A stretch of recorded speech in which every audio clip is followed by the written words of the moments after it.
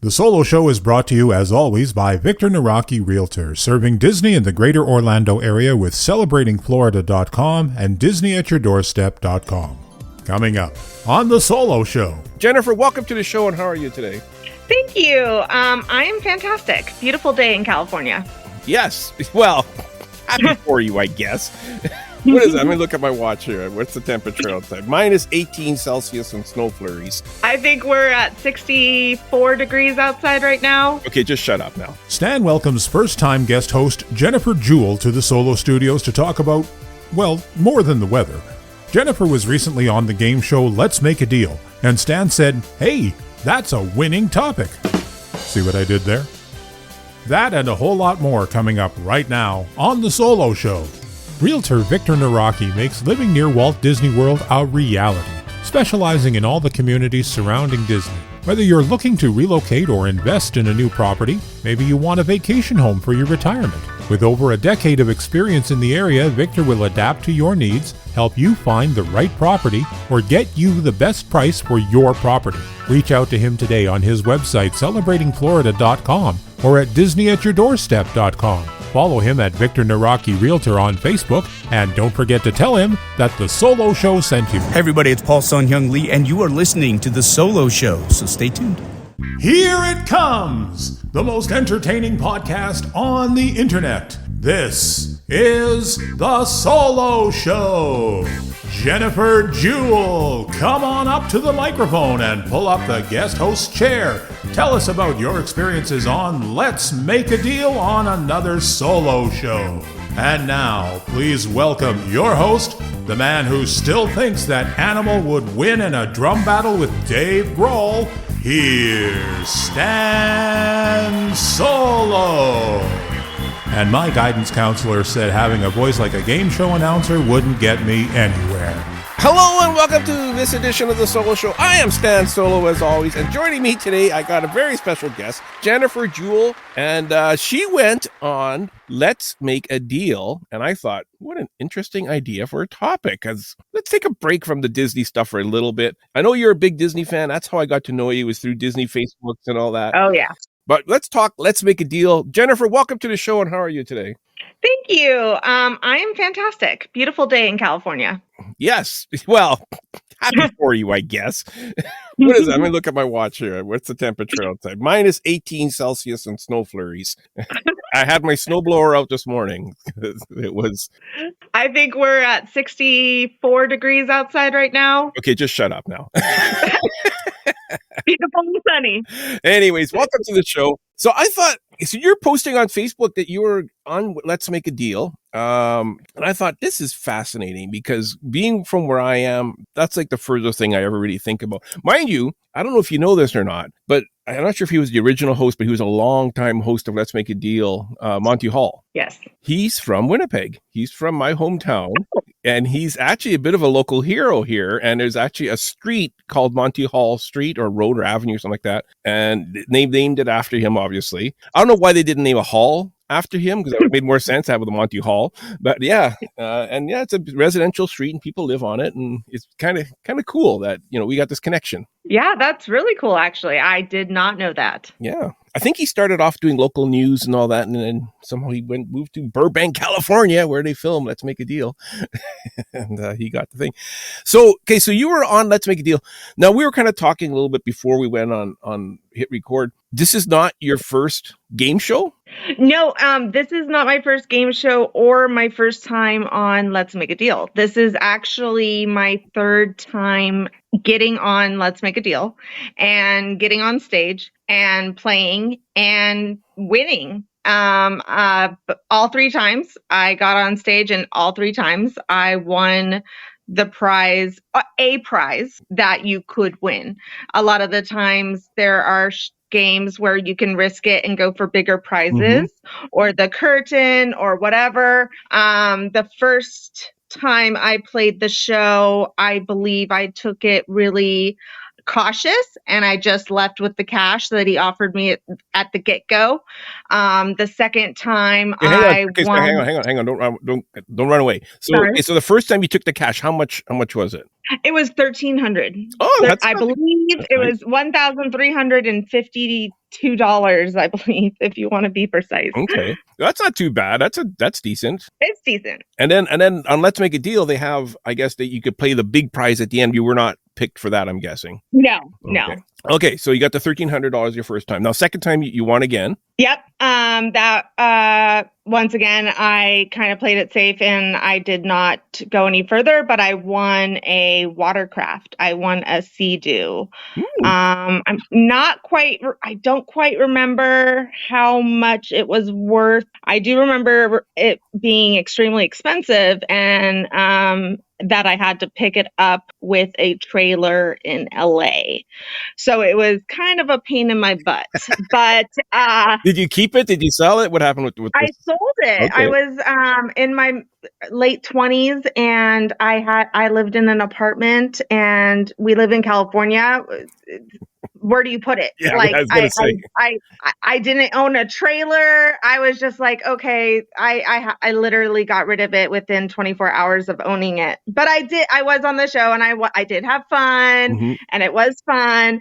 But I have to remind people that when you go to those type of shows, you win a prize, and a lot of the times those prizes, if you're not a homeowner and you win a refrigerator, you still have to be excited and happy and just thrilled. And it's hard sometimes because you're like, do I really want to go on this show? Do I really need a new oven? You know? Yeah. So some of the prizes are a little bit harder to get excited for, but and that was my impression for the Sea-Doo. I didn't really get too excited. Did you do a good acting job? Did you act excited, or did you? I feel like I did because they emailed me back after my time frame had gone over, like it had gone. I believe it's 3 to 5. It's either 3 years or 5 years, and I had gone over. And they emailed me saying, you can come back to be on the show, and we would really, please apply. So I told my husband, we have 3 kids. Should I do it? And he's like, this time you're going to win the car if you do it. So yeah, you should do it. And he's like, he knew it was like the first comment out of his head. He knew I was going to go away with the car. I was like, I don't know. Like they only give away 1 car per show typically. I don't know. And he's like, no, you're just going to go away with the car. Let's do it. So I signed up and got tickets, and I walked away with a wine trip and a car. Wow. That is so awesome. That is so cool. Okay. So was it Wayne Brady all 3 times, or? Yes. Okay. I didn't realize Wayne Brady was doing the show that long. Yes. I should have looked it up. I looked up the year that this show first aired. It was 1963. So it's way before my time. But and that was with Monty Hall. But I don't know how long Wayne Brady has been doing it, but he is absolutely fantastic in person. He puts on a great show. I've been to numerous shows and events where they have huge breaks and it can be very tiring. This show is not like that, in my opinion. It is very energetic, happy. Even the people, the what's the word? The people that the warmer uppers. Yeah, the people that talk to you before the show actually starts, they're actually really, really good too and funny. And it's just such a fun atmosphere. And the show is so great in person. So it's if you're in Burbank, I highly suggest it if you can make it. That is cool, because I was going to ask you about that. So this Wayne Brady, because what I'm reading online is that what he does is, I guess they record several shows all on the same day. And how about like commercial breaks? Do they take a break during commercial breaks, or is it just we pretend there's a commercial break? I mean, they say we're going to a commercial. Everybody walks off stage. It's typically for the whole commercial break, just simply for timing purposes, I think. And I don't know. I don't edit the film. I'm assuming it's for time. It's just for time purposes. Everybody kind of goes off stage, has a little bit of water, refreshes. And then while they're off stage, then they're all the crew is now changing the set. So they go from game to game. Well, those are all on moving parts, and a lot of those games are extremely big. And if you think about it, Tiffany Coyne, she's pretty big girl, and she's still pointing up tall, and it's still a big display above her head. So these displays take a couple people to move. They're moving them back and forth. They're taking the last game off, putting a new game in, making sure that all the mics, all the cords are out of the way, making sure the camera's in the best location, making sure that everybody has the proper mics. And then that takes time too. So by the time that's done, then the commercial break is over, then the cast comes back on, and then they cue you back in. So that makes sense. Okay, that makes sense, because I'm trying to think with audiences just sitting there doing nothing. Yeah, but that makes sense. You kind of got something to see what's going on. People trying to peek behind the curtains, I'm guessing, to see what the next prize is going to be. I'm sure they hide them from you. Yeah, what's interesting was their new location is better, but their old location, a lot of the prizes were in the parking lot. So when we first got to the show, we were being held. We were checked in already. We're being held. We're waiting to go into the studio, and you can literally look and point out all these prizes like cars and just electronics and displays that were just on, like I said, on moving little carts that can go back and forth on and off the stage. Yeah. And it was kind of like, oh, and I remember the second time I'd been there, I already knew this. I knew this from my first time. And I was like, I'm going to win that prize. And I was pointing them out to the people. I'm like, I'm going to win that one right there. And I was already telling people. Spend that time looking up how much that CD costs. So that way, in case it's a pricing game, you'll know. It's true. But at that point, they already have your phone. So okay. That was going to ask. So when I watch the show, Google. I don't see anybody taking selfies or taking videos or anything like that. So I'm assuming they take your phones away from you or make you put them in your pockets. Yes, they fully take them away from you. I'm actually extremely blessed because it was my third time on the show. I requested a picture with anyone from the cast, and they took a picture of Kat. It is a picture taken by a cell phone, but it's not my cell phone. Okay. It is a producer, a casting producer, someone that worked on the show took my picture of me and Kat on studio and then emailed it to me.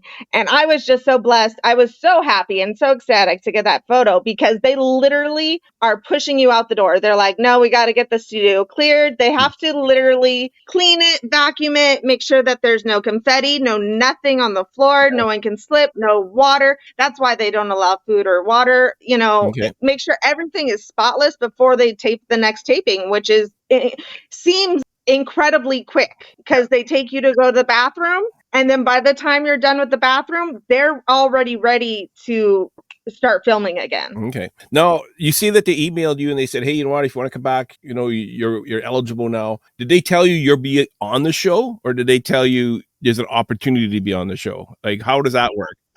Since COVID, they have been making it a lot easier to get tickets for the show, and they kind of cast you or you do an interview beforehand. Now there's multiple ways to get tickets. That you can get them directly from their website, I believe. And you can just show up. Now that's the first way I did it. The first time I went to the show, I just got tickets on the website, showed up with my mom, had a blast. And, then slowly but surely, because I lived in the area, I did enough game shows to find out that a lot of seat fillers, now this was like 15 years ago, were getting paid good money to sit in the audience of game shows. And I got paid, I think, $18 an hour, and that was when minimum wage was like under 10 to go see the Dr. Phil show. And I hated it. It was boring. I hated it. But it paid great money. Yeah. And it was the easiest job I ever had. So then I was like, oh my gosh, I did not know that they did this.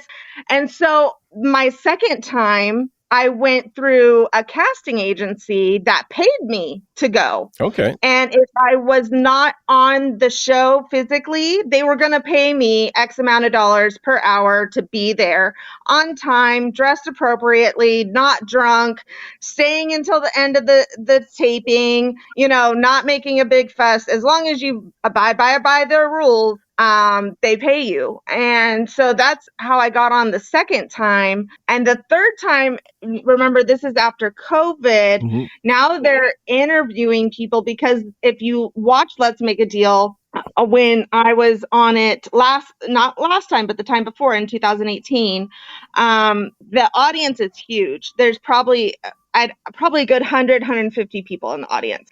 Now that COVID has happened, there's me. I have no idea, but it's really not that big of an audience. Yeah, it looks pool. like about 80 people, I'm guessing.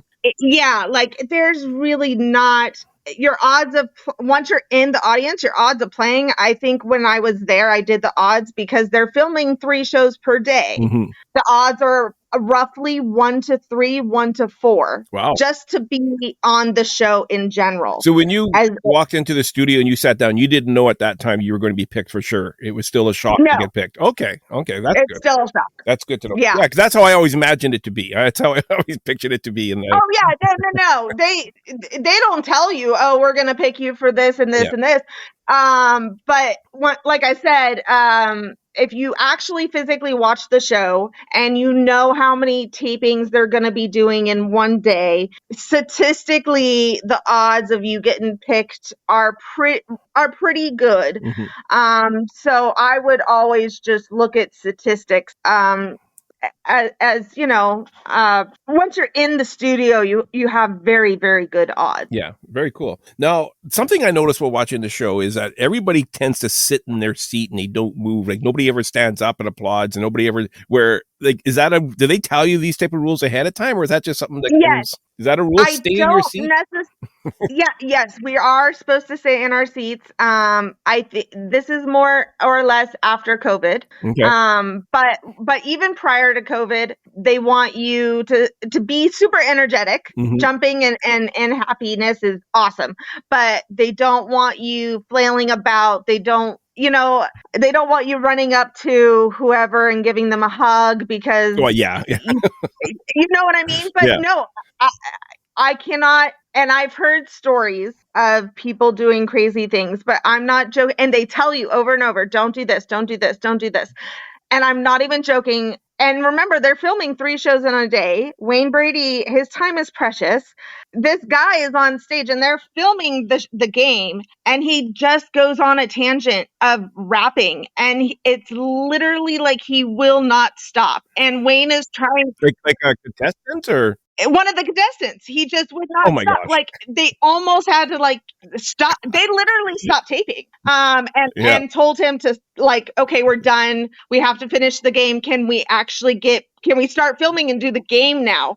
Because the guy would just not be quiet. And it went on and on and on. And I literally started looking around to the other the other people in the audience. I'm like, is this really happening right now? Can we get rid of this guy?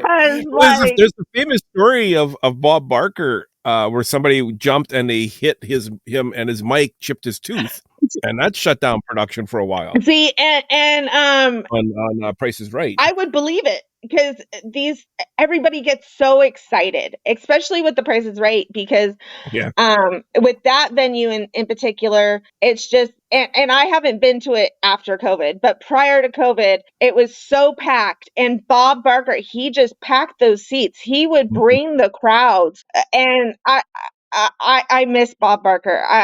God bless Bob. He was. There's no words. He is the best. He's the best showman for a game show, in my opinion, ever. So it's hard to beat Bob Barker. But Wayne is fantastic. If you've seen him on any of his other shows, he pulled a little bit out of every show into it. Mm-hmm. You can see his Broadway training. You can see his singing. You can really, he really encuffs a true artist of Wayne does. So Wayne puts on a fantastic show, but Bob Barker, I don't know.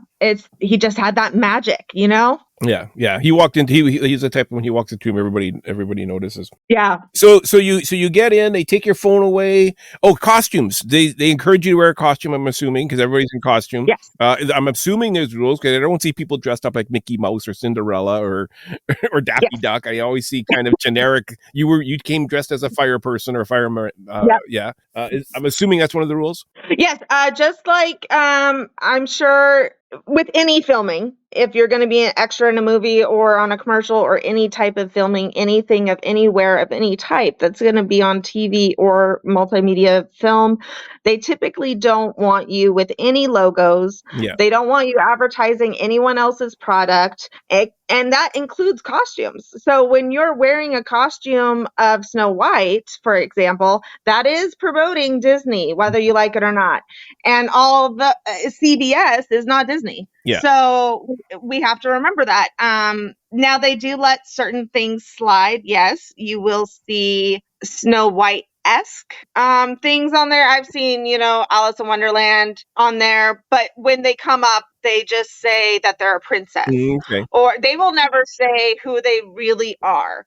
And they tell you, they don't want you to. And I've been to shows where they had to cut and have them rephrase what they just said, so they can't get whatever. Yeah. I'm sure it's something liability, but I had the smallest little logo on my shoe, and I remember putting duct tape over it. The first time I went to the show, they had duct tape for us, and the second time, I remembered, so I already had it taken care of. And the third time, it literally in bold said, "Do not wear logos. Please have them covered up." It's an extreme. I don't think I own anything that doesn't have a logo on it. It's very hard to do, especially with costumes. If you think about it, what is a costume? You're dressing up as Mario or Luigi or take your pick. SpongeBob. Yeah. Exactly. It's hard. But if we watch Let's Make a Deal from the back in the day, people dressed up as gumball machines or a can of soda. I remember someone wearing all balloons and grapes and stuff like that. Yeah. Yeah, just basic costumes. Yeah. So you just kind of have to think out the box. So you're in there, you're sitting down, and you get picked. I want to play a little clip here of you getting picked. You're gonna stand right there. Jennifer, where are you from? What do you do? Oh my goodness, I love you. Oh, thank you so much. Thank you so much. My entire family loves you. We are Army Strong, and we're from Lompoc, California. Give a big round of applause. Yes, thank you. I do at-home care, and I have 3 beautiful children. Brian, Cole, and Lillian. They'll be watching, and we love your show. And you'll be sitting with them as they're watching you. That works out. Now, here's your game. Okay, so you get picked.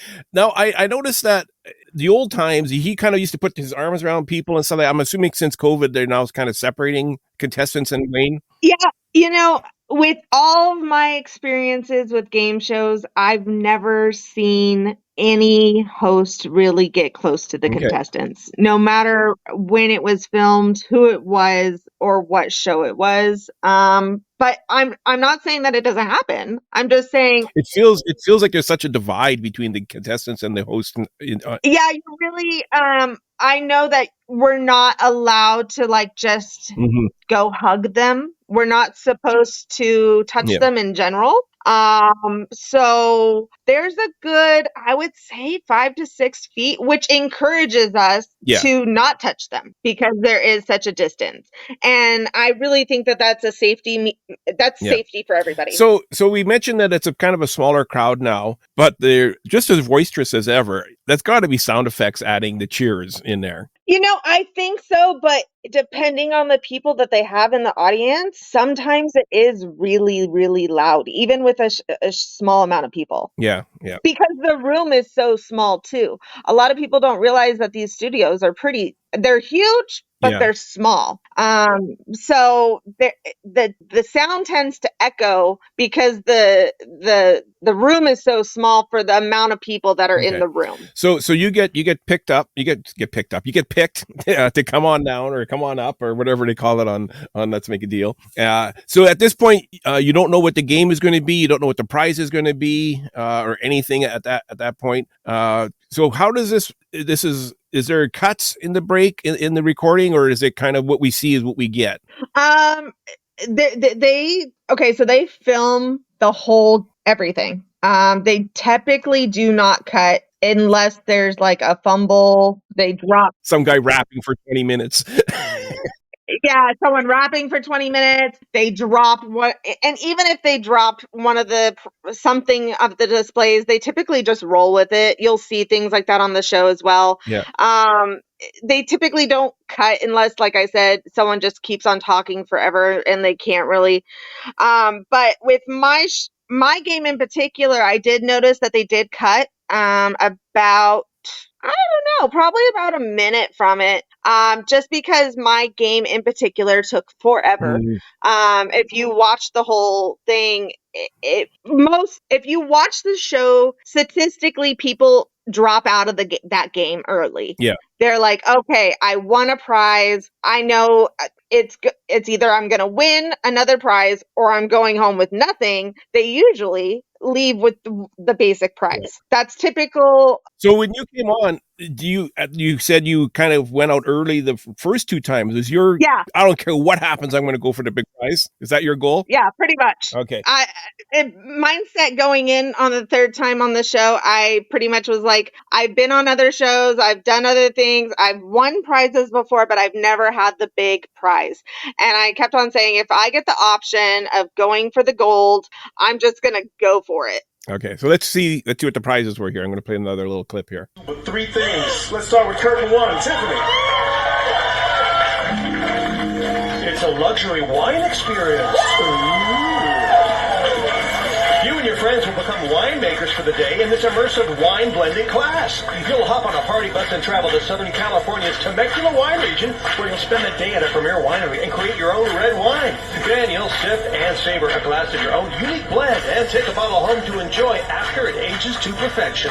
Transportation and meals are included in this deal worth $3,050.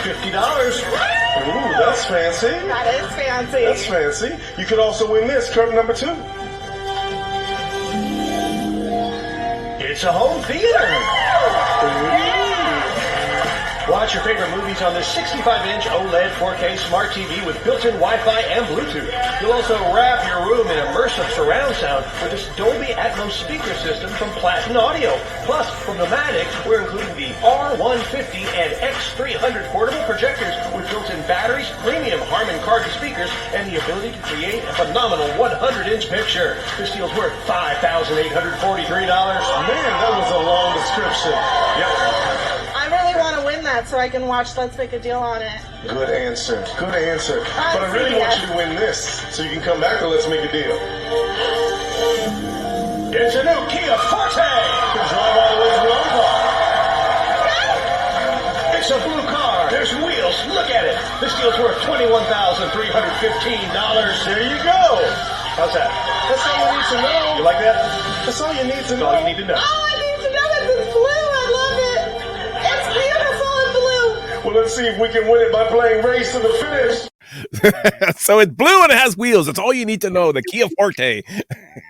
Yeah, and I wanna let everybody know now that I have a minute to explain this. On set, he had lost the card. So on set, he said, it's a blue car. It has 4 wheels. He did not say it's a Kia Forte. The Kia Forte was edited in after that.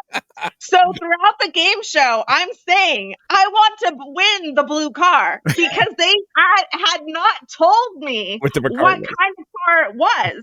So besides me looking on the stage, and I could realize it was a Kia, but I could not go approach the vehicle, and he just told me it was a blue car with 4 wheels.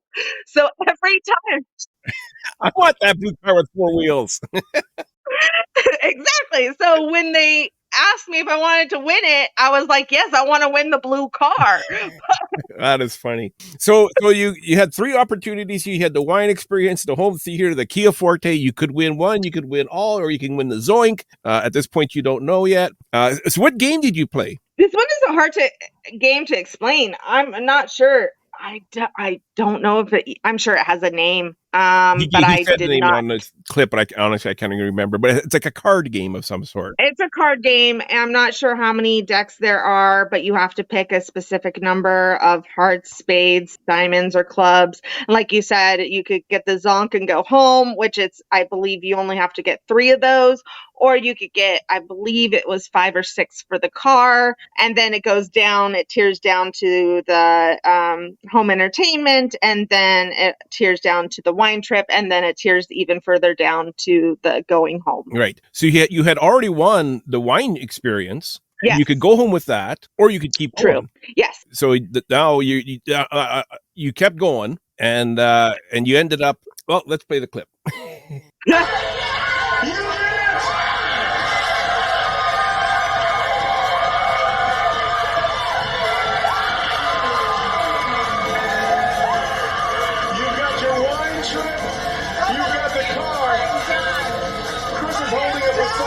She could play it out for fun. You need to go somewhere with it. I am so done. Thank you. I'm leaving with my prizes. I am so happy. Thank you, Wayne. Congratulations. More Let's Make a Deal right after this. All right, awesome. So you won the wine experience and the Kia Forte. Now, did you get the wine experience already? Yes, and I'm not sure if this is typical. It's typically not typical, but I am in AA and a recovering alcoholic. So I actually emailed the producers and told them how many years I've been sober and that I'm very proud of myself and that my mom is also a recovering alcoholic and so is my father, and that I don't have siblings. I really didn't know who to give it to, and I would swap it for any prize that they were, if they could. And they were actually they were able to cash it out for me. So I actually got cash on that. That is awesome. But having that said, when I talked to the travel team, they said that they could not do that. I actually had to go further and deep dive into the producers and emailed them requesting, and my reasoning. I just didn't want to go to a winery. I didn't know who to give it to, and I was blessed with them saying that they could swap it. Yeah. So they did do that? They swapped it for you? They did. Oh, they did. But that's rare. Yeah. So I just want to throw that out there. I'm sure that doesn't happen every day. Yeah. I was going to say, you can give it to me and I can get a free flight to California. I'll take that. Yeah. That's just that there was no flight involved. It was just... They said included transportation. So I was thinking, well... Yeah, it was just pretty much a $3,000 gift card to a group of wineries that you could choose to go to and spend it however you liked. And that's how they were trying to tell me that I could technically go and use it for a spa package or whatever. Mm-hmm. But once again, being a recovering alcoholic, and wine was my jam. That was my jam. I love wine. It would just be like such a teaser. Yeah, I would hate to be, I just don't go there anymore. And I emailed them and I asked them politely and they were able to accommodate. So the decision to keep going after you won the wine experience was easy then. Oh, yeah. And that's what I tell people from AA, all my friends. I'm like, oh, this was not even a thought for me, because I've been on game shows before where I knew the likelihood of me swapping that prize is very unlikely. And I knew in the back of my head, I don't know anyone off the top of my head that drinks that I can give it to that I like. Yeah, so honestly, I was like, I don't really drink either. I haven't. And so I was just like, screw it, let's go all in. Like, I did not really care at that point. Yeah, I'm thinking back. I think the last time I had a drink was probably December 2022 on a cruise ship. I had a drink. I think that might have been the last time on the Disney Wish. One day. Yeah. That is so cool. So So I guess at this point you're like, well, I'm either going to get that home theater system, the Zonk, or the car. That's my goal at this point. Yeah. That's pretty much it. And if you watch the clip, I was pretty fast on all those hearts. They said I was actually pulled aside after my game and told if I had pulled a heart in the next two cards after the last heart, I would have been the fastest winning contestant for a car of that game on that show. Oh, wow. But because I didn't, and I had to keep going. Mhm. And then it got to the point where I had one more card left and I could have either lost it all, won the home theater system, or won the vehicle. Yeah. 'Cause you had one. That's right. Yeah. So I'm assuming you have to pay taxes on all this being in the U.S. Yeah, this is the number one question. I'm not sure how they do it for out-of-state contestants. I know it's a little bit trickier, but for when you live in California, you do have to pay up front before you pick up your vehicle. And the same with the Sea-Doo, because the Sea-Doo was technically a registered vehicle. You have to pay the taxes up front for vehicles and all registered products that can go, I guess, in sea or land.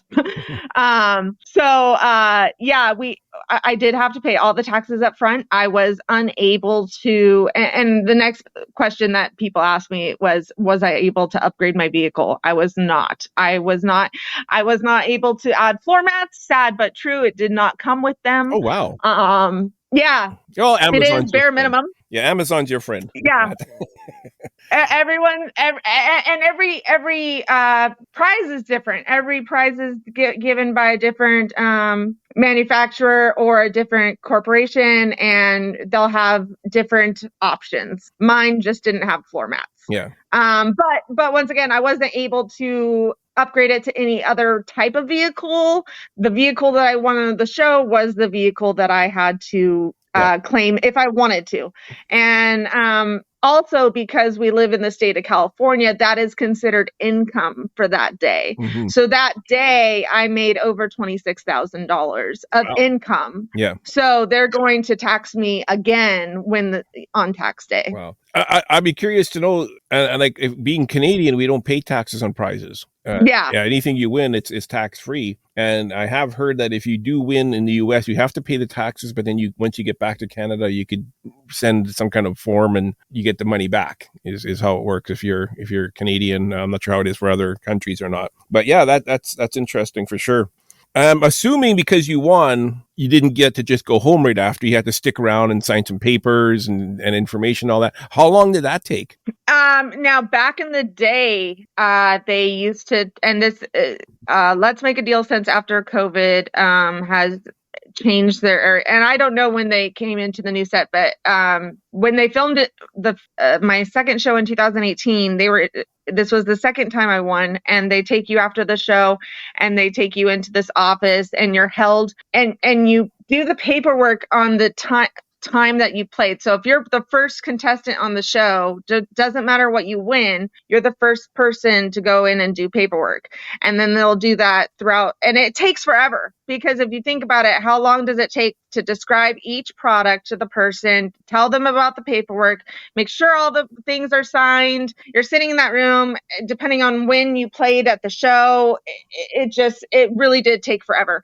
Now, since COVID has happened, and like I said, I went through the casting agency, which I'm pretty sure most people have to do that in some shape or form. All the paperwork for that was already done through DocuSign before I even got to the set. Okay. So I have already signed all the liability. I have already signed everything. They already have all my information. All I had to do when I got there was check in, and they already know everything. So even though at this point I've won, they're literally, okay, we're done filming. Bye. Oh, nice. It's like, okay, I'll get information in my email then. And they're like, yeah, we'll email you. Have a great day. So there's no oh, winners go this way and the other people go this way. I'm not going to call you the losers, but your losers go that way.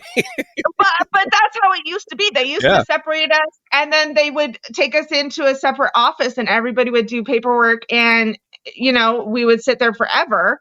But this way is a lot more efficient. They literally are like, everything's going to be in your email when you get home. And when you're getting prepped, they will tell you if you win a car, they have 90 days, blah, blah, blah. And they'll send you all the information in your email too, especially if you won that prize. I got so much information about winning a car. It was ridiculous. Well, that's good news, though. That's good because I'm picturing, oh my gosh, you're gonna have to sit there for another 8 hours waiting for him to finish taping, and yeah. So that is cool. That is really cool. What's next for you? Are you gonna go on? Are you gonna keep trying game shows? Let's Make a Deal. I love Let's Make a Deal. You gotta wait 3 years though. Yeah, I know, but it's for most game shows. A lot of them is even 5 years. Oh wow! So I can't go even to a different. I have to be picky and choosy now. Mm-hmm. Before, back in the day, they weren't so picky and choosy because they just didn't have the pool of people.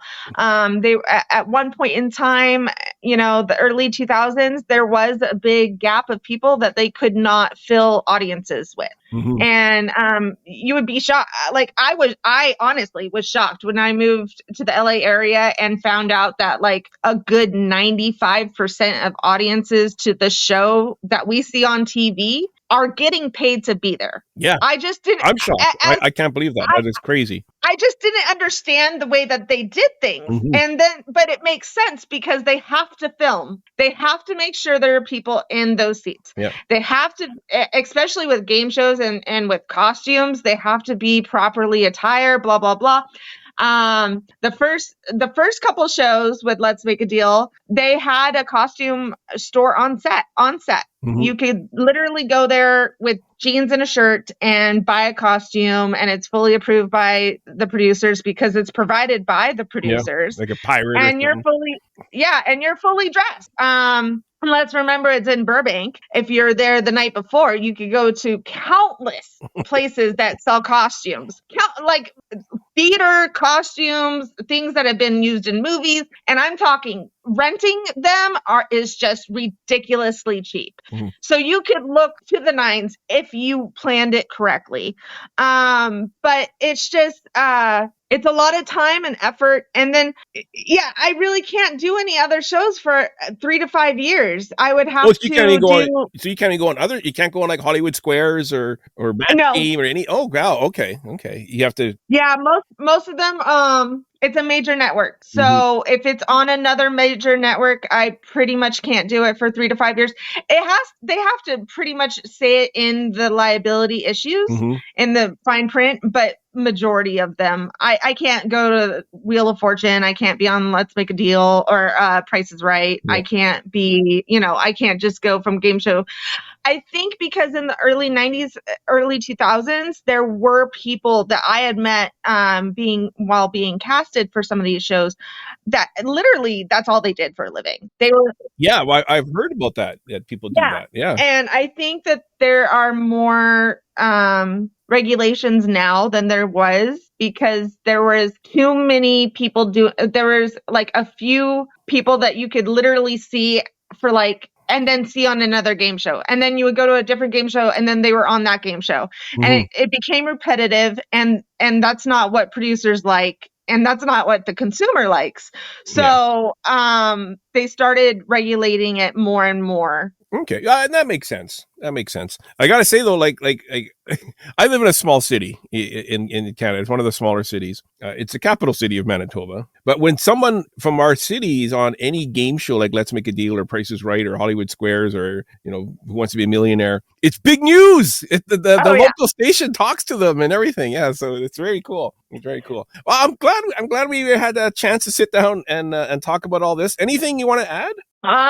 Good luck. I hope I gave someone some good information if they want to go out there and be on a game show. It really truly is a magical experience. If you haven't experienced it yourself and you're in the LA area, I highly suggest any game show in particular. I mean, they're all super fun and it is an experience. And sometimes it's rare, but sometimes you get really lucky and you're on a pretty famous set and then you'll get to see iconic places. I remember doing paperwork in a studio that wasn't being used at the time, but someone before we got into the studio, they said that I Love Lucy was filmed there. And so I'm filling out paperwork in the same space that filmed I Love Lucy. And I love Lucy. So I was just so excited. And I remember being on another game show where same thing. And this is pre-COVID. I was doing paperwork in a big building,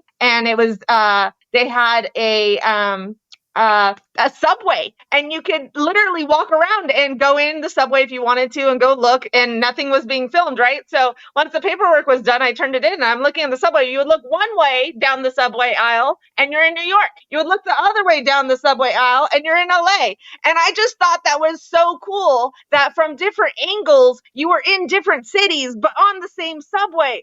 I just thought it was so cool. And to someone that hasn't been in that atmosphere, if you're really interested in TV or how things are made, it's just cool being on set, being in the studio, being on the camera. It's just super fun. Yeah. Oh, I just love that stuff. I went to Hollywood only once in my life, and I did the VIP tour of Universal Studios, and I did the behind the scenes tour of all the the Dolby Theater and the Chinese theater and all that. It's the best. Even walking around this like the props departments is amazing. Yeah. I love all that. It's so amazing. And when you said Subway, I thought you meant the Subway restaurant. No, like a Subway. Yeah, I know what you mean now. But it was just so cool because you don't really think about the things that make a movie special sometimes, the little things. And then when you're there in person and you can see, I was just shocked how small the I Love Lucy stage was. Yeah. And how big of a show it was back then, but to realize how much multimedia production in general has changed throughout the time frame. It's really cool to do. Yeah. Highly suggest it. Thank you so much for coming on. This was super interesting. I hope people listening enjoyed it. I'm working on something special for some future shows. We're going to talk about the top 75 moments in television history, or in the last 75 years. So we're going to be doing a 3-part show. So the next 3 episodes are going to be basically that. I'm going to try to get together a roundtable, and we're going to talk about top 75 moments in television history over the last 75 years. So tune in for that, folks. And Ken, take it away. If you have a brilliant idea for a future edition of The Solo Show and would like to take your turn in the guest host's chair, then drop us an email at thesoloshow01@gmail.com. Tell us your idea for the show, and we'll contact you about a date and a time for you to join us. If you would just like to keep the conversation going or have a comment about a previous show, then visit us on Facebook at The Solo Show. All logos, sounds, and songs that are made by and for Disney and its affiliates are owned solely by the Disney Corporation and are not, nor are they intended to be, the ownership of The Solo Show podcast. We hope you'll join us for the next adventure on The Solo Show. Thanks for listening, and bye for now.